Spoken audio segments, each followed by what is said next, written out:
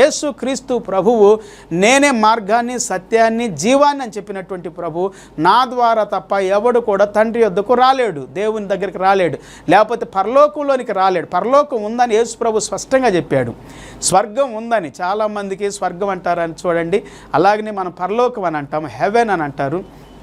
So దేవుని యొక్క సన్నిధిలో దేవుని మాట వింటే దాని ప్రకారం చేస్తే ధన్యత పిల్లారా. దేవుని యొక్క మాట దేవుని నమ్మకపోతే దేవుని మాట వినలేము. ఈ నా మాటలు విని వాటి ప్రకారం చేయవాడు బండ మీద తన ఇల్లు కట్టుకున్న బుద్ధిమంతుని పోలి ఉంటాడు అని చెప్పాడు యేసు ప్రభువారు. సో కాబట్టి మాట వినాలి, దాని ప్రకారం చేయాలి, అప్పుడే ధన్యులు. యేసుక్రీస్తు చెప్పింది నా మాట విని దాని ప్రకారం చేయవాడు అని చెప్పుకుంటూ వచ్చాడు. చాలా విషయాలు బైబిల్ గ్రంథంలో మనకు సెలవిస్తామని కొన్ని మాటలు మనం చదువుకుందాం. చూడండి దయచేసి ప్రకటన గ్రంథము 1వ అధ్యాయం 3వ వచనము. సమయం సమీపించినది గనక ఈ ప్రవచన వాక్యం చదువువాడును వాటిని విని ఇందు వ్రాయబడిన సంగతులను గైకొను వారును ధన్యులు. దాన్ని